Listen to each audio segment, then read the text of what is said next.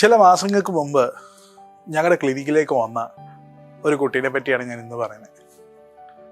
അവൻ്റെ പ്രശ്നം വേറൊന്നുമല്ല, ബാക്ക് ക്യാൻസറിങ്.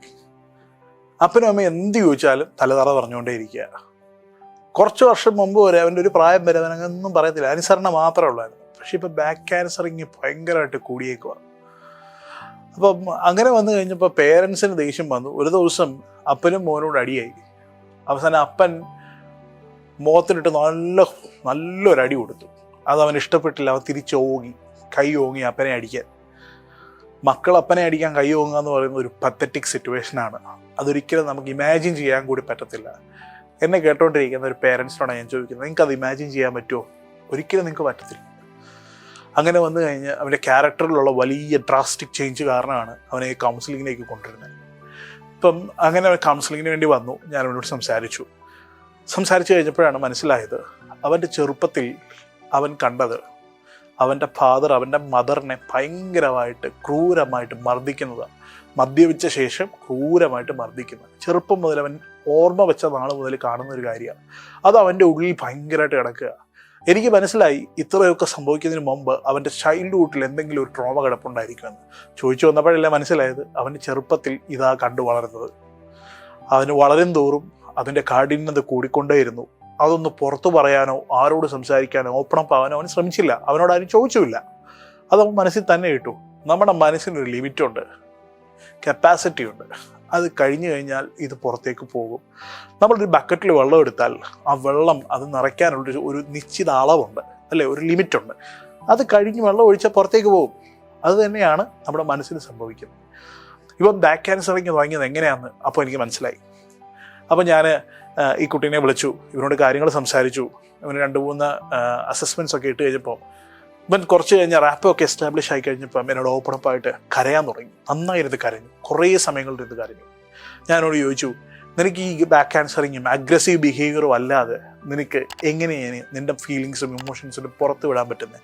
ഒന്ന് കരഞ്ഞു തീർക്കണം, 2 ആരോടെങ്കിലും ഓപ്പണായിട്ട് പറയണം. എത്ര നേരം കരയും സാർ? എവിടെ വെച്ച് കരയും? എനിക്ക് ആരുടെ മുമ്പ് ഇരുന്ന് കരയുന്നത് ഇഷ്ടമല്ല.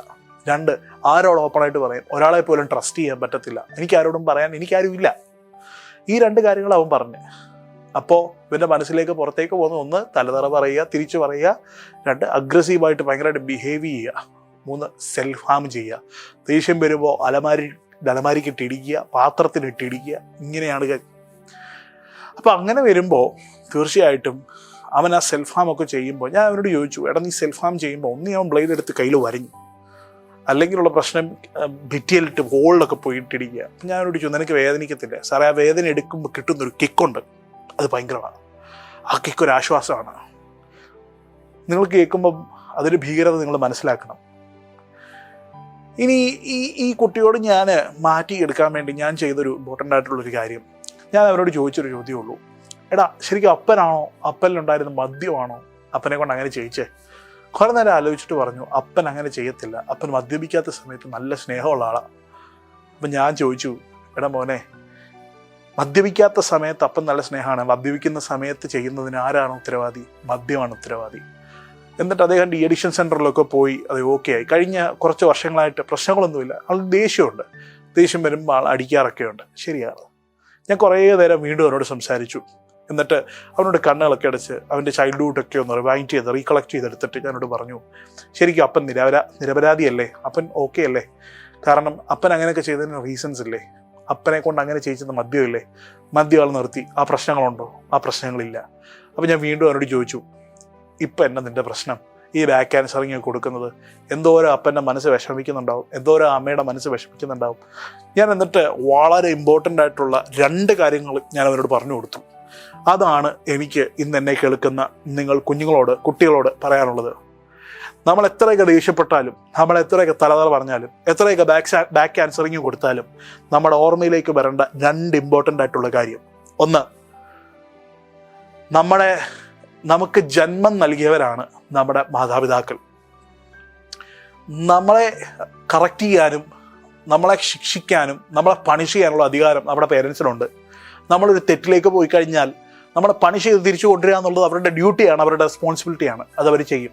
പക്ഷെ അവരെ തിരിച്ച് പണിഷ് ചെയ്ത് കഴിഞ്ഞാൽ അത് ശാപം കിട്ടും. അത് ശാപത്തിലേക്ക് എത്തിക്കുകയുള്ളൂ. നമ്മുടെ ഭാവി ഇല്ലാണ്ടാവും. അവരുടെ കണ്ണ് നിറഞ്ഞാൽ, നമ്മൾ കാരണം അവരുടെ മനസ്സ് വിഷമിപ്പിച്ചാൽ, അവരുടെ കണ്ണ് നിറഞ്ഞാൽ അതൊരിക്കലും നന്മയിലേക്ക് അതുകൊണ്ട് എത്തിക്കത്തില്ല. 2, നിങ്ങൾ ജനിക്കുന്നതിന് ഒരു 3 മാസം മുമ്പ് 4 മാസം മുമ്പ് നിങ്ങളുടെ പേരൻസ് ആലോചിക്കുകയാണ്, നമുക്ക് ഈ കുട്ടിയെ വേണ്ട, നമുക്ക് ഈ കുഞ്ഞിനെ വേണ്ട, അബോർട്ട് ചെയ്ത് കളഞ്ഞേക്കാം, നമുക്ക് നെക്സ്റ്റ് ടൈം മതി, ഇപ്പോൾ വേണ്ട എന്ന് നിങ്ങളുടെ പേരൻസ് എപ്പോഴെങ്കിലും ചിന്തിച്ചിരുന്നെങ്കിൽ ഇങ്ങനെ അവരോട് ബാക്ക് ആൻസറിങ് പറയാനോ അവരോട് തിരിച്ച് റിയാക്ട് ചെയ്യാനോ നമ്മളുണ്ടാവുമായിരുന്നില്ല. നമ്മളോട് നമ്മുടെ പേരൻസ് കാണിച്ച ഏറ്റവും വലിയ കരുണ എന്നാണെന്നറിയാമോ? ഏറ്റവും വലിയ ഗിഫ്റ്റ് എന്നാണെന്നറിയാമോ? മൊബൈൽ ഫോൺ മേടിച്ച് തന്നതല്ല, ലാപ്ടോപ്പും ടാബും സ്മാർട്ട് വാച്ചും ഒക്കെ മേടിച്ച് തരുന്നതല്ല. നമ്മുടെ പേരൻസ് നമ്മളോട് ചെയ്ത ഏറ്റവും വലിയ ഗിഫ്റ്റ്, നമുക്ക് തന്ന ഏറ്റവും വലിയ സമ്മാനം നമ്മുടെ ഈ ലൈഫാണ്. ഈ ലോകത്ത് ജീവിക്കാൻ അനുവദിച്ചു എന്നതാണ് ഏറ്റവും ഇമ്പോർട്ടൻ്റ് ആയിട്ടുള്ള ഒരു കാര്യം. അത് തന്ന പേരൻസിനോട് ബാക്ക് ആൻസർ ചെയ്യുന്നതിന് മുമ്പ് മനസ്സിൽ വരേണ്ടത്, അവരെ നോക്കുമ്പോൾ ഒക്കെ മനസ്സിൽ വരേണ്ട ഒറ്റ കാര്യമുള്ളൂ, എന്നെ കൊന്നില്ലല്ലോ, ജീവിക്കാൻ അനുവദിച്ചില്ലേ. അതാണ് നിങ്ങളുടെ പേരൻസ് നിങ്ങൾക്ക് തന്ന ഏറ്റവും വലിയ ഗിഫ്റ്റ്. ഇനിയെങ്കിലും പേരൻസിനോട് ദേഷ്യപ്പെടാൻ പോകുമ്പോൾ, ഇനിയെങ്കിലും പേരൻസിനോട് തലതറ പറയുമ്പോൾ, മറുത്ത് സംസാരിക്കുമ്പോൾ ഇത് നിങ്ങളുടെ മനസ്സിലുണ്ടാവണം, എന്നെ കൊന്നില്ലല്ലോ, ജീവിക്കാൻ അനുവദിച്ചില്ലേ, I respect you and I love you. എപ്പോഴും പേരൻസിനോട് പറയണം, എപ്പോഴും അത് നിങ്ങളുടെ മനസ്സിലുണ്ടായിരിക്കണം. നല്ലൊരു വ്യക്തിയായി മാറാൻ നിങ്ങൾക്ക് സാധിക്കും. അങ്ങനെ കഴിയട്ടെ എന്ന് ഞാൻ ആശംസിക്കുന്നു. Keep going. God bless you.